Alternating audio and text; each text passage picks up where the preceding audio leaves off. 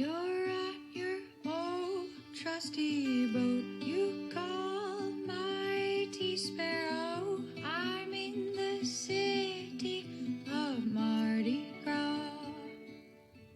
Welcome to the Sailing into Oblivion podcast. I'm your host, Jerome Rand. Hey everybody, we are back and diving into a little bit more on the Appalachian Trail. So buckle up because it's going to be a Virginia kind of morning.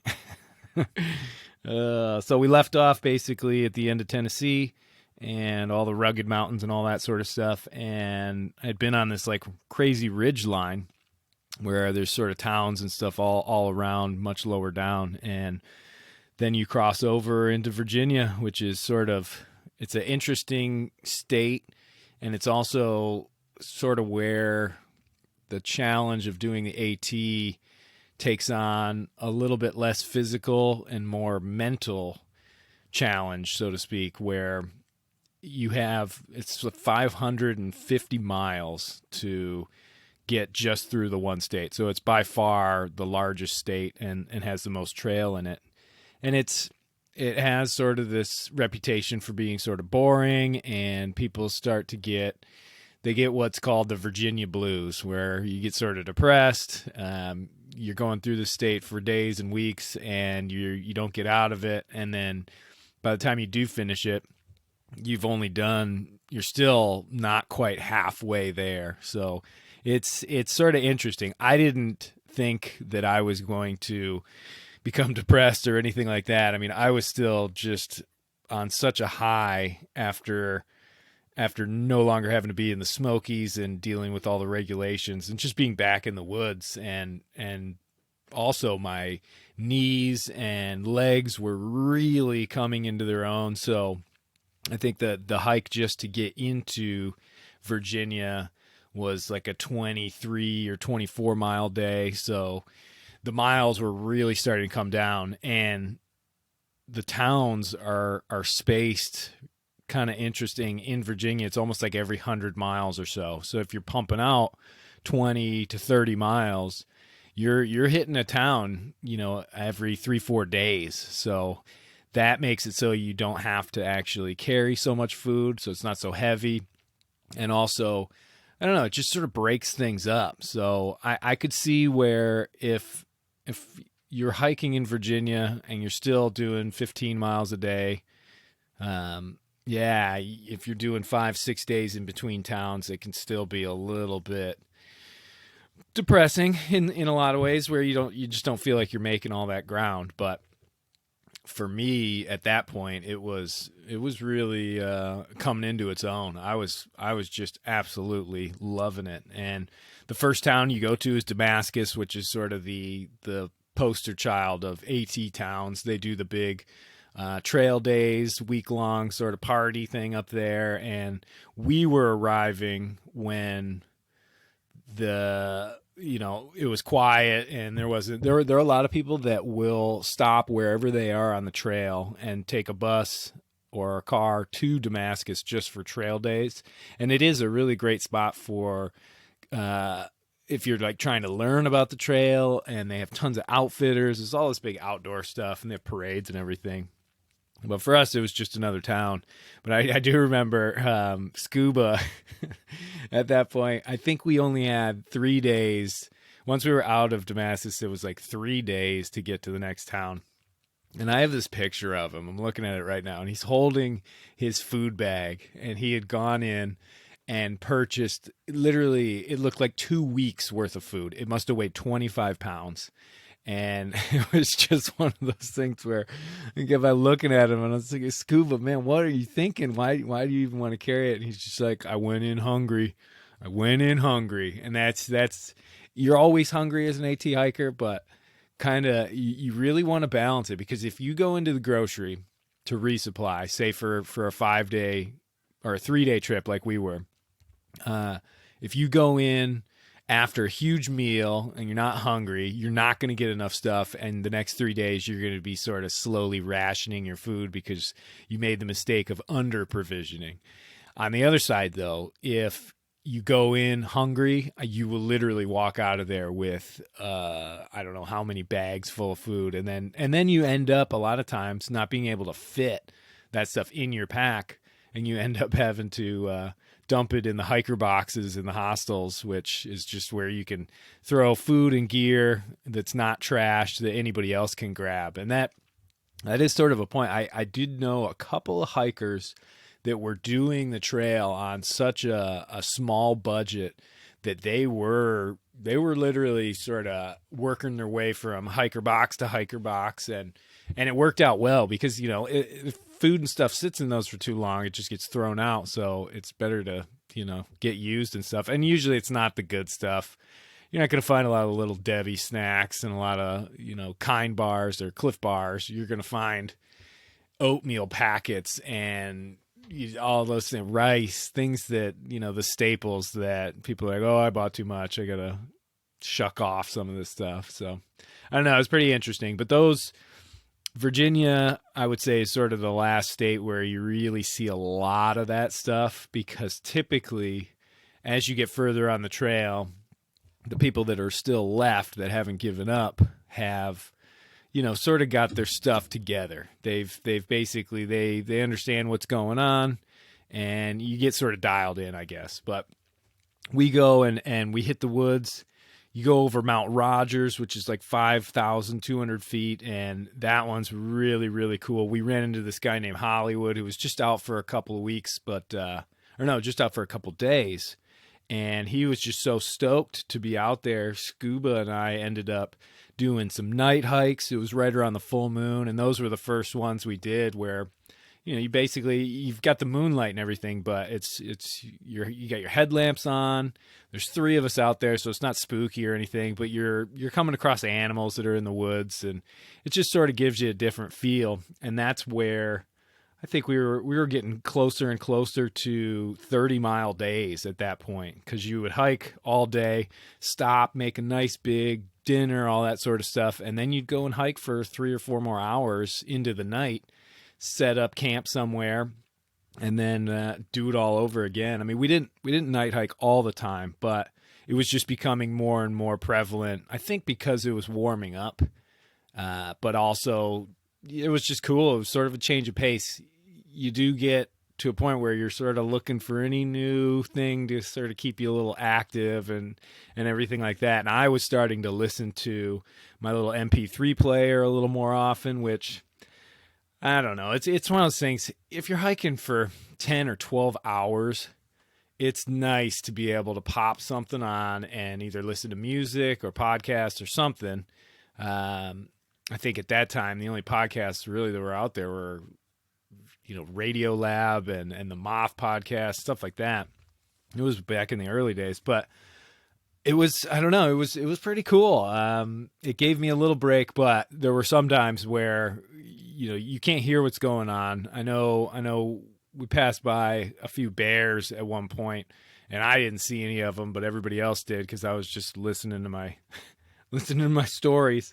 But I did really like to I had Bill Bryson's A Walk in the Woods, and it was always so much fun to I listened to it 80 million times before I went on the trail. It was sort of the big inspiration, but it was great to try and plug into where he was, whatever chapter it was, exactly where I was. So I don't know, in some ways I got to really like live that book in a lot of ways, which was pretty cool. But they jumped around so much in that book as far as how they did the trail, that it was a little hard. You couldn't just sort of keep going through it. But we get up and start passing some of the big interstates, and we had a great night on Interstate, I think it's 81, and there's a nice little relax inn. That was a nice little, and that was just a pause. But the only problem with that one, I believe, was that the only place to reprovision was a gas station, and that was not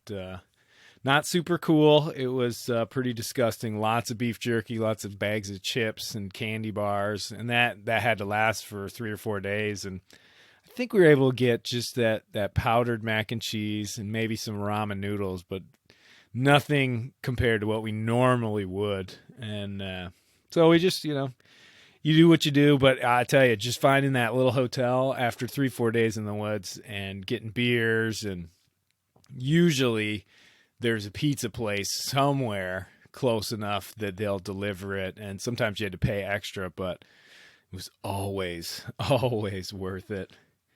But yeah, we just kind of keep going and going and going, and at this point too, it had not rained in forever. The woods were super crazy dry. There were forest fires all over. The forest fires were pretty scary. There were some times where you'd be up on these ridge lines and you could see the smoke coming from them. We never got blocked by anything. None of them were that bad. They're not like, the fires they have out west, but still definitely a concern. And it also made it that we couldn't, have fires. Nobody was telling us we couldn't, but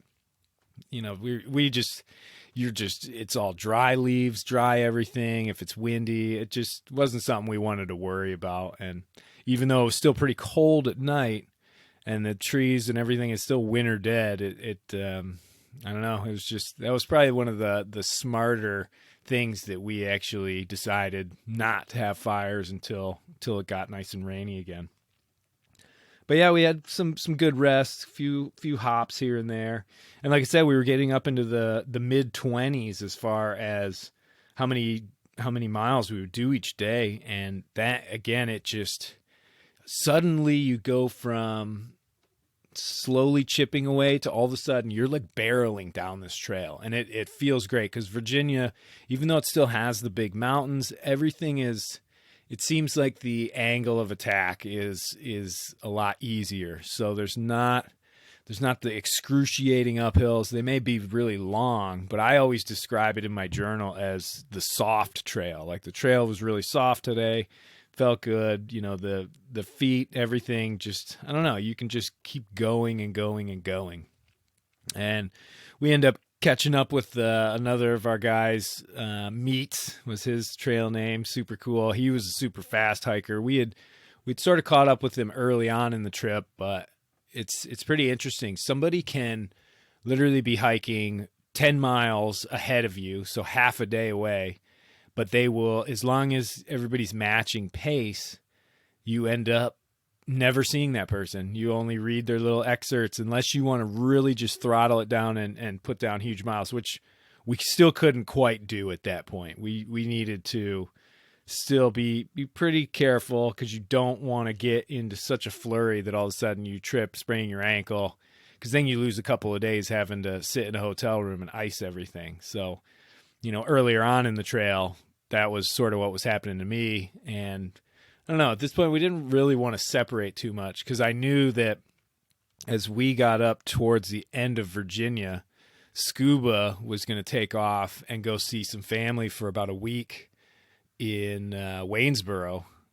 Maybe he was going to Roanoke. I don't know. But so I knew that our time was sort of coming to an end. I figured, though, because he was a lot younger than I was, and he hiked, if he really wanted to, he could hike like a madman. So I figured he would catch back up, but it was one of those things where you sort of just didn't know. And so we were just trying to enjoy, and take it all in and stuff. But I remember by like April 11th, I think we had done our first mileage above 30. So we did 33 miles in one day. And that was pretty insane. I don't know. It's something where you don't even think you can do it. And man, we absolutely did. We were trying to catch up with Meats, and that was we sort of had this goal, but 33 miles, it just felt so good. And the fact that my legs and my feet didn't hurt. I think when your legs get to a certain point, with the strength and everything and the endurance, it really changes from your legs sort of giving out at the end of the day to your feet becoming just so tender. And I was still using the same boots that I started with, which was a pretty big mistake. I should have changed them out. I think typically for the rest of the trail, I end up using just tennis shoes, like cross trainers or whatever. And I would get a good 500 to 600 miles out of them before I could really tell that they were either physically falling apart or there just wasn't, my feet would be more and more sore. So if I were to go back and do it again, I don't think I'd ever wear boots. It would all just be cross trainers, like Trek. I don't know. They used to have like a name for those. They're basically like running shoes. Maybe they're cross trainers. I don't. Who knows?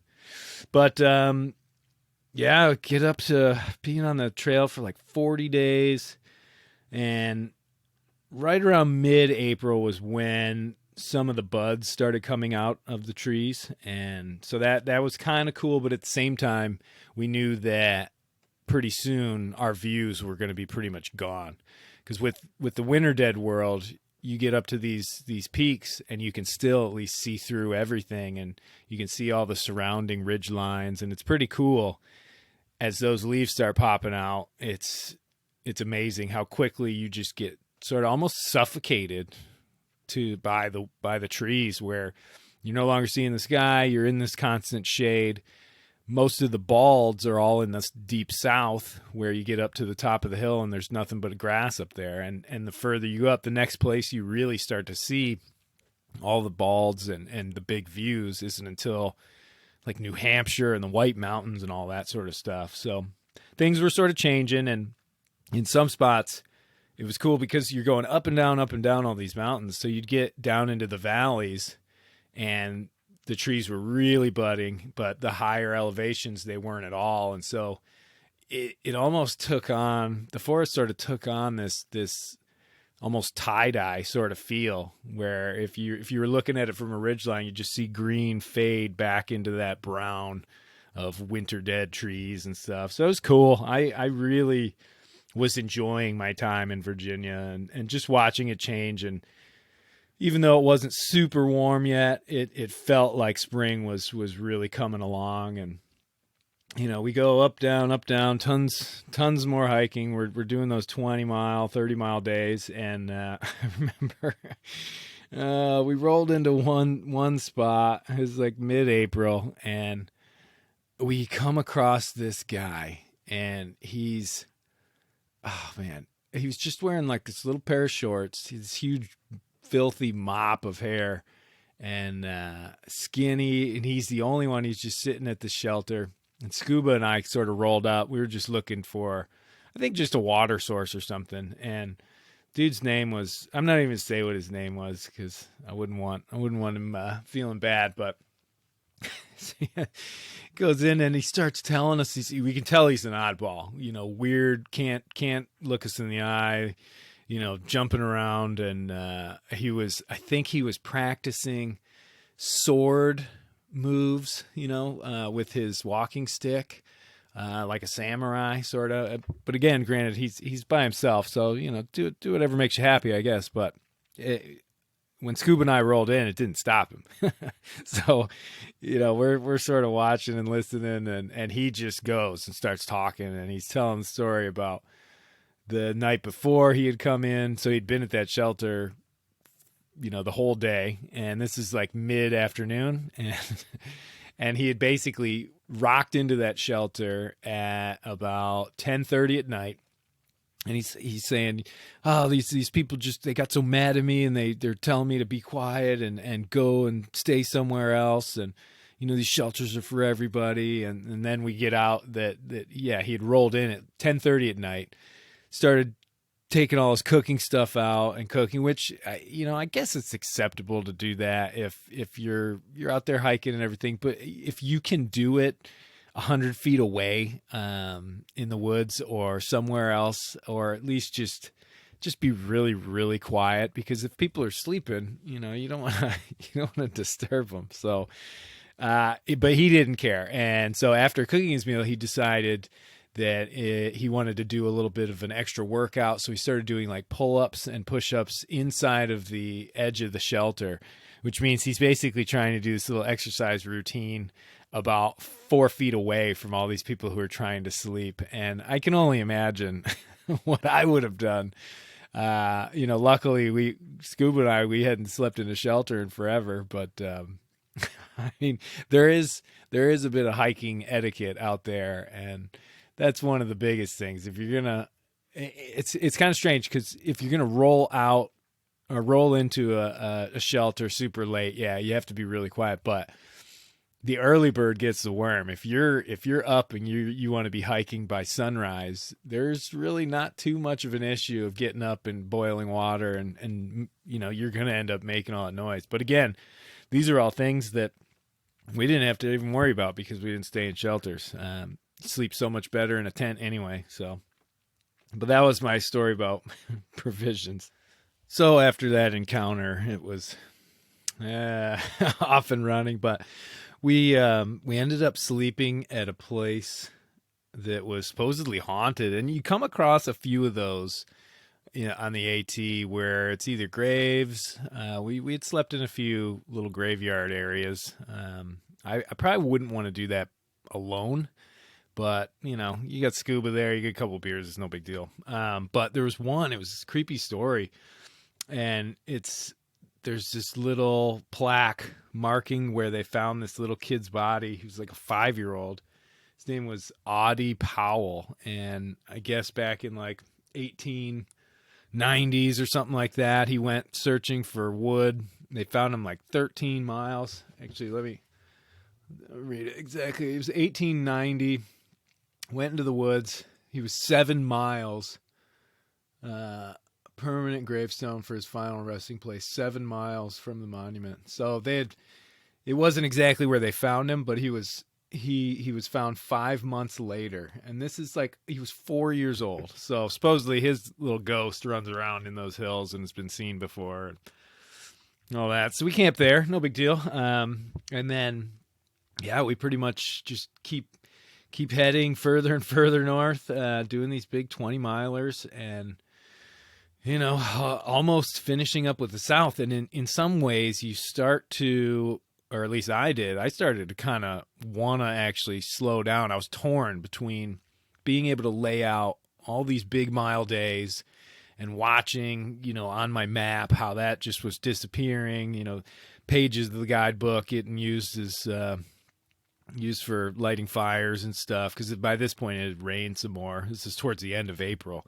And, we went through this one chunk of woods right before a little town called Buena Vista. And it was, I think, some of the only true old growth, like virgin hardwood forest down there. And I mean, it was only like a mile stretch, but it was amazing. I mean, these trees, they're not gigantic like redwoods by any means, but it was such a super climax forest that these trees were the only ones. So normally, you look in the woods and there's tree trunks everywhere. You could wrap your arms around them or pretty close. These, you couldn't even, I would say they have to be at least 12 feet in circumference, if not a little bit more. And because they're old, like beech trees or whatever they were, the forest just seems completely open. The canopy is all budding.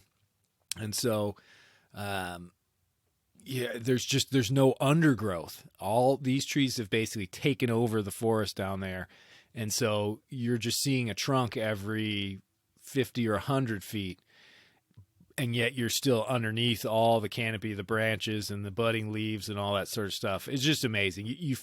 I felt, at least for the first time, that I was in some really ancient feeling forest, that nothing has changed there for hundreds of years, and in fact it hadn't. And it was just cool. It did make me a little bit sad to think that at one time the entire Appalachian mountain range was just covered in that sort of growth, where you had the old American chestnuts, which were gigantic, and they basically took over the forest because they would block out the sun for every other tree, so nothing else could even compete. And to just be in this forest with these giant trunks, you almost get the feel of being in like a cathedral or something, where you're in this massive, massive place. You're only seeing the pillars that are holding up this giant ecosystem, and you really just feel super small. I don't know. It's crazy, but we get through that, and then we hitchhike into town. Stay at this dump of a place. I mean, absolutely horrible. They gave me a smoking room. It was disgusting. I mean, it smelled awful, but still, in some ways, it was paradise. And the forecast was pretty bad. We were almost tempted to stay another day. Probably would have if the hotel would have been anything a little bit nicer. But basically, it was going to be raining and the temperature was going to drop into the low 30s, which meant once we got up to altitude, we were going to be in the snow. And so we take off the next day, get this insane ride from, I don't think the guy was drunk, but just totally distracted, telling stories. We're weaving all over the road. It's raining hard. We were both basically just thankful that we made it to the trail alive. And then we just set off, and within an hour, it's already snowing. So just little bits at first, nothing too big. And then we find a shelter. There's a couple people that have set up their tarp and tent inside the shelter. So we just go, and the winds are whipping. The snow starts falling like crazy, and so we just try and set up our tents as quick as possible and sort of hunker down for the rest of the day and into the night. And when we wake up in the morning, there must have been 4, maybe 6 inches of snow. So this was sort of the one time where I was a little bit scared on the trail about, my ability, what I should do. Should we go or should we just hunker down? Because, it was pretty warm in my tent and in my sleeping bag. And so I knew I could probably just sort of stay there, but I didn't want to, because I also didn't know how much worse it was going to get. And so we basically went, and we were like yelling to each other because it's super windy, snow's flying, and we decided we'd just go for it. But we were kind of trying to psych each other up, because we knew the minute you get out of your bag and out of your tent, it's like go time. You're just going to start getting colder and colder, and you have to basically go from that comfort zone to moving quickly to get the heat, because I didn't have any real heavy weather, winter stuff. I mean, this was the coldest weather that we had seen on the whole thing. And by this point, we had sort of given up on winter ever really hitting us. We always thought it would be in the Smokies, but it never did. We were so lucky back then. And anyway, we basically, it was this probably most methodical packing we've ever done. And I know, because we were headed into Waynesboro after that, and it was kind of sad, because this was going to be our last day of hiking for Scuba and I before he went and took off. And, we had spent literally like 50 days on the trail, not always hiking together, but pretty consistently. So we were pretty good friends at this point. But we go, and I'm shivering, and my hands are freezing because I'm taking all these little anchor lines out of the tree and all this sort of stuff. And basically, as soon as I'm ready, I have to go. And so it was a real quick, like, all right, Steve, you have a good one, man. I'll hopefully catch up with you soon. And we had his contact info and everything. So it wasn't like the final thing. And I guess a little update right here. He may be actually coming and helping me take the boat from South Carolina up to Maine this May or this June. So those AT bonds, they're strong, people. Get out there. You're going to make some lifelong friends. I mean, it's been almost 10 years since then. So we go, and basically I say, all right, man, I got to get out of here. I got to start moving. And I hit the trail. And the interesting part was that there really was no trail. It was all snow covered. So even with all the wind, even the white blazes on the trees to mark the trail were covered up by snow. And so you're sort of trying to follow the open path or whatever sort of looks like it. And it's pretty nerve-wracking, and it's slippery. And again, this was just one of those times where, one, I wanted to keep moving. I had to keep moving to keep my body temperature up. And two, you had to be super cautious not to slip and hurt yourself. So again, you're sort of torn between the two things you want to do and then what you can do. And all I knew is I wanted to get out of off of the mountains and down to lower spots. And after a few hours of hiking and, backtracking when I would get off the trail and this and that, I was able to finally get to a point where the snow was gone and it was warm enough where nothing. If it was still falling out of the sky, it wasn't accumulating. So at least I knew, I was coming out of it, which was definitely good. But it was a long hike. That day was well into the 20 miles to get into Waynesboro, and it was pretty miserable. I mean, that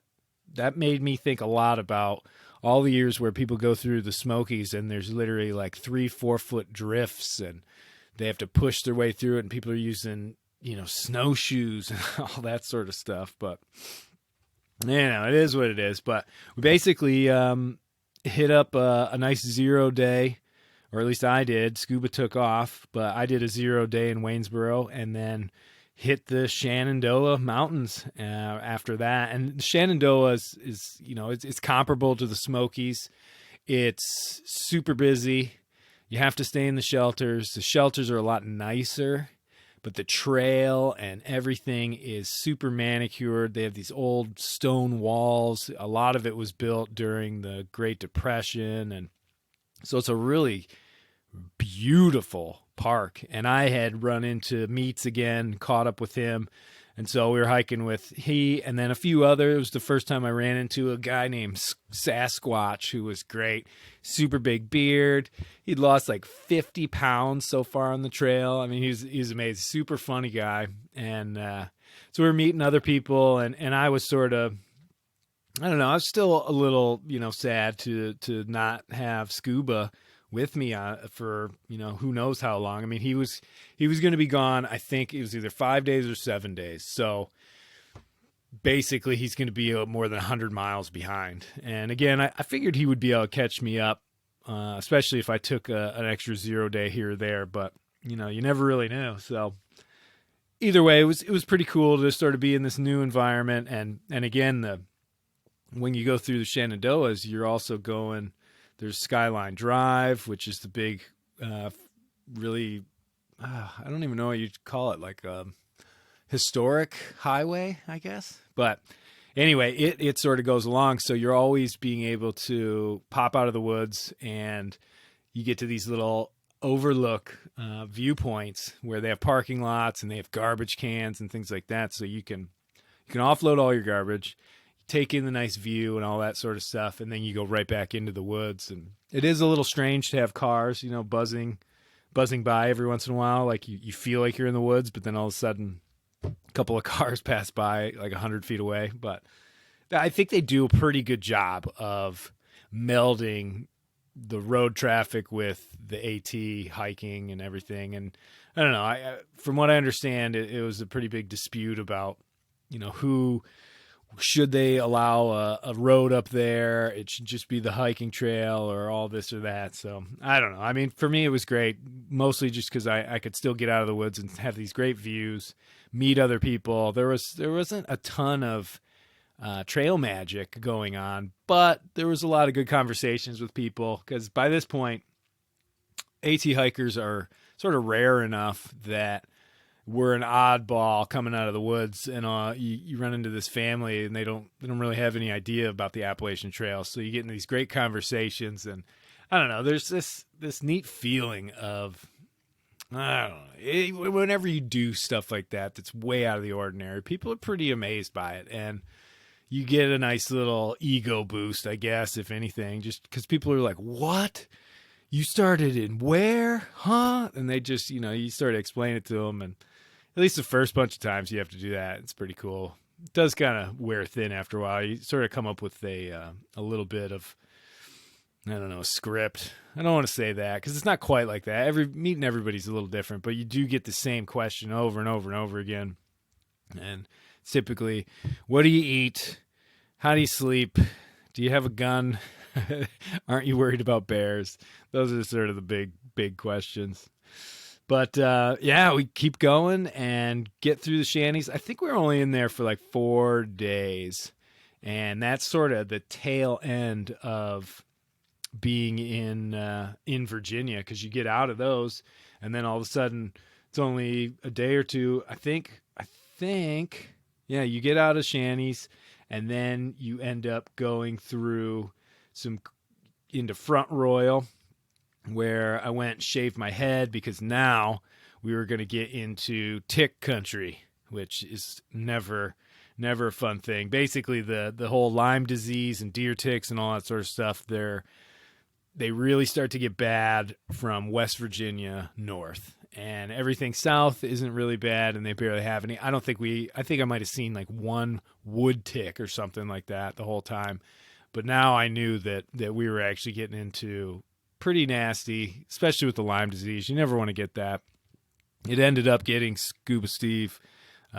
He ended up, I think he got it in Connecticut, and it wiped him out for maybe a week. So I don't know. It's pretty bad. I knew quite a few people that ended up getting it. They would just, they'd find that bullseye rash, and then they'd go right to the hospital. And some of them kept hiking. They just hiked only 5 miles a day, and then others just took a break until they got better. So I don't know. It kind of sucks. It's you think about some of the dangers out there, and obviously on everybody's list is bears, snakes, crazy hillbilly people, and you don't really think of these little tiny bugs that can actually do a lot of damage. I mean, Lyme disease can kill you if you don't treat it. I mean, it has all sorts of really bad stuff, and to have something like that be so prevalent on the second half, the northern half of the trail,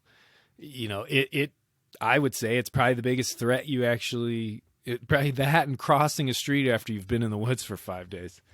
Believe it or not, that is not easy. You cannot judge the speed of a car after you haven't seen it, and you've been, living in a world of 3 and 4 mile an hour movements. So, but yeah, or I should say I, at this point, because I was alone, go over this place called the Roller Coasters, which has this pretty scary reputation where the hills aren't big by any means, only maybe 2,000 feet, if that. Maybe probably just 1,000 feet. But there's 12 or 13 of them all in a row, and you just go up it and then down, up it and down, up and down. And it was hot at this point, and I was approaching, the 1,000-mile mark. And I think it hit it on that day. But I'd also found a beautiful treasure of a nice little paperback book. So there was some good stuff in that one. But you basically, after you get through the roller coasters, you head into Harpers Ferry. And that's traditionally, not by mileage, but traditionally that's sort of the halfway point. You're only a couple days away from crossing the Mason-Dixon line. And it's kind of this weird, funky little area of the trail because you go from Virginia to West Virginia to Maryland to Pennsylvania. And so there's 4 states, and there's the 4-state challenge where I think you have to do 42 miles in a day, but you can hike. If you start right at the Virginia border with West Virginia, you can hit all 4 states with just hiking 42 miles, I believe. And I don't know, it's kind of cool. I flipped the challenge, and I wanted to hike all 4. I wanted to camp in all 4 states. So I did a little bit of a U-turn as far as the traditional thing. I think partly because we had flown through Virginia so fast that I started sort of getting a little bit of fear of, oh my gosh, this is actually going to be over. Because in the beginning of the trail, you have so much ahead of you and so many months, and you just think, wow, this is great. You sort of, I don't think I was taking it for granted, but it just, the thought of finishing was so far away, if it was even possible. And then all of a sudden you're reaching the halfway point, and you're there some 55 days into the trip, and you're thinking to yourself, holy cow, if I keep hiking this fast, I'm going to finish in under 100 days. That's way too quick, way too soon. I gotta like slow up here. At least that was what's going on in my head, because I didn't have any sort of, I didn't have anything I was going back to. Like, my plate was clean. I was ready to move on. And I think part of me was hoping to sort of sort out what I wanted to do with the rest of my life at that point. But I also didn't dwell on it. I wanted it to just come naturally. And I don't know. It's funny reading this journal. I'll hit on that every once in a while where I can see that I'm wondering what I'm doing. It seems like I'm always pretty confident that doing this trail was a really good decision at the time and needed to be done, sort of a recentering of my life, and also just a way to clear my head to a point where I knew whatever I was going to do after that was going to be the right move, the next phase. And, by the end of it, and we'll get into it, but yeah, I had my plan for the next 5 years set in stone and was able to carry that out, to go and sail and do all that sort of stuff. So I don't know.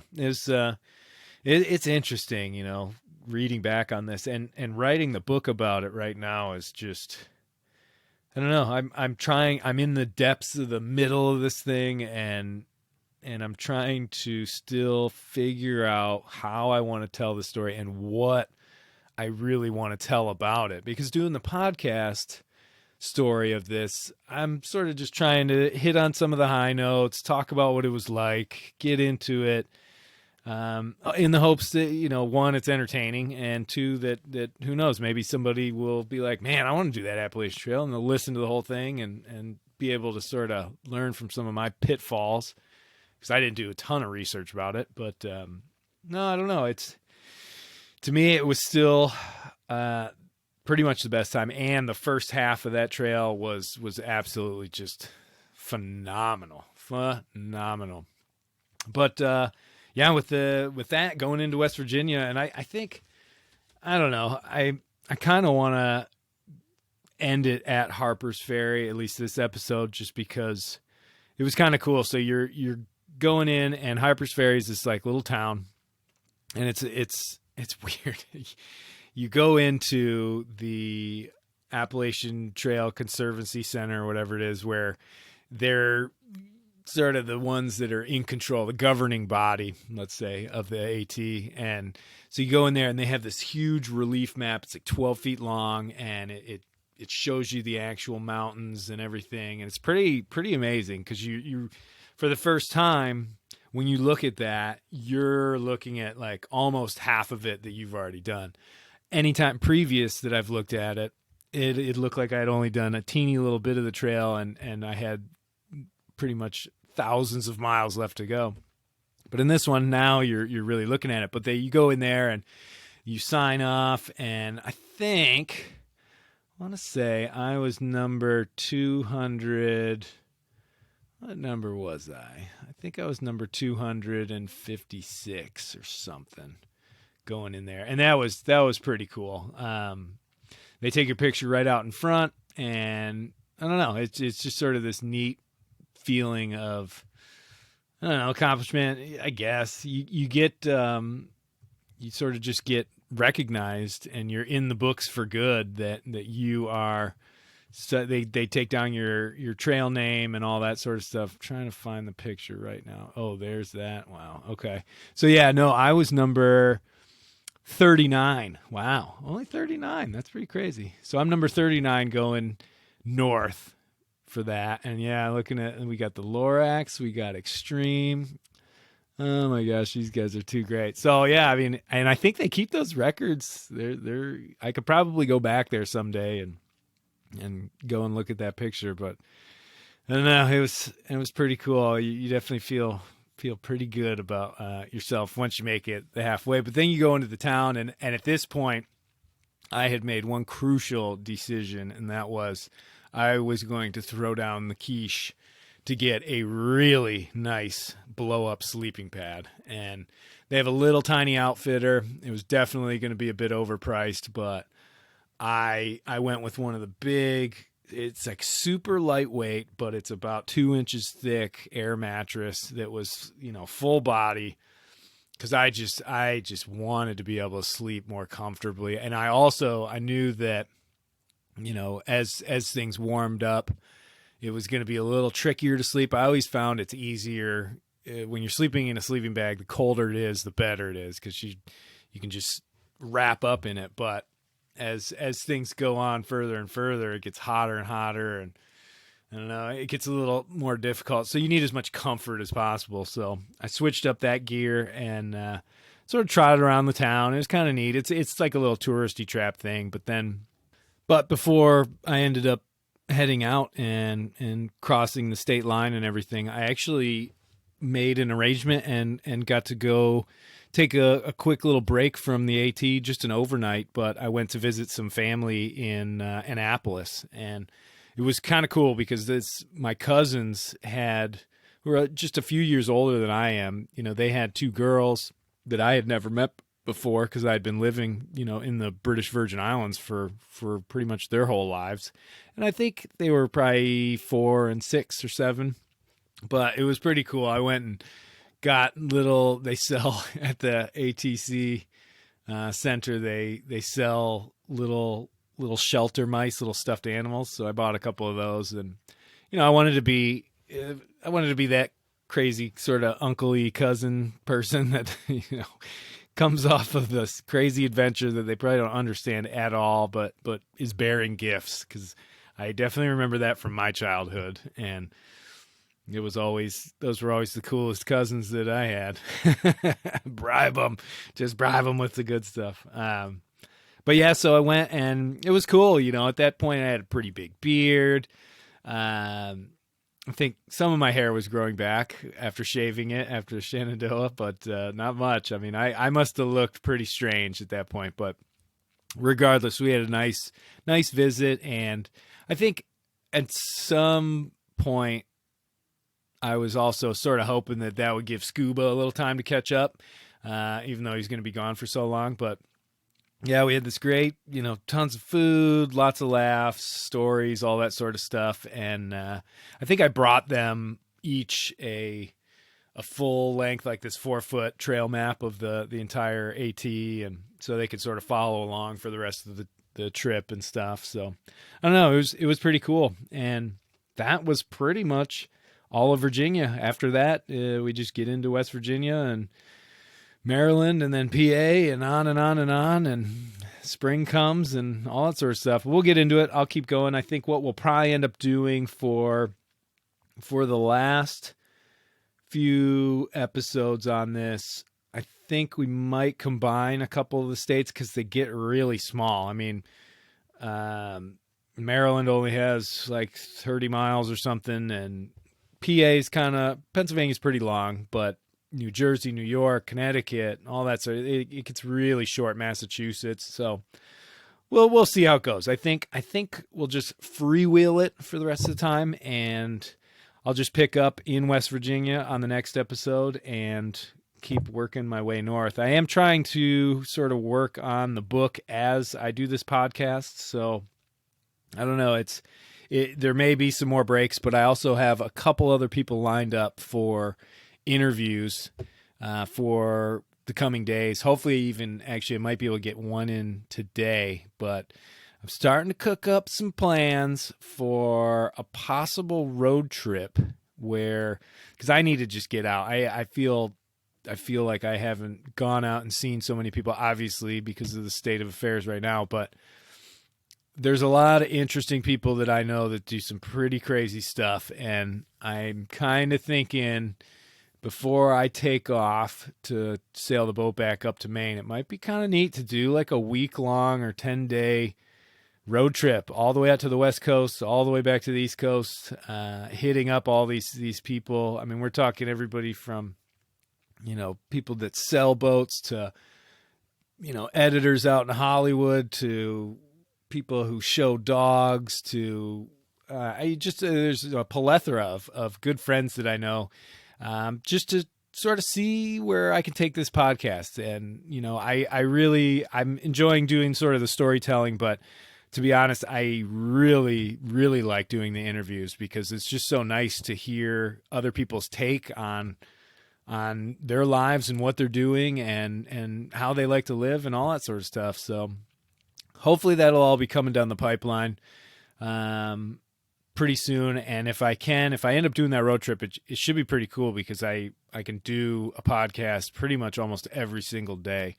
And, one of the troubles that I have is that I just can't bring myself to do an interview over the phone with that crummy cell phone quality because a good podcast it has to be live. One, the content is always much better when you're staring the person right in the face, and two, the audio quality has to be top notch. And from what I hear, the audio quality is pretty darn good on this on all the ones that I've done, and I want to keep it that way. And so what that basically means is, if I want to find some interesting people, I have to actually go to them. I don't think anybody would be willing to fly to Mighty Sparrow to be interviewed by me. But maybe one day we could actually get there. Who knows? Because I am enjoying it. And it, like I said, the interviews are just a blast. And pretty much, I almost feel like, I should rename it like You're Not Famous, because those are typically the people I really want to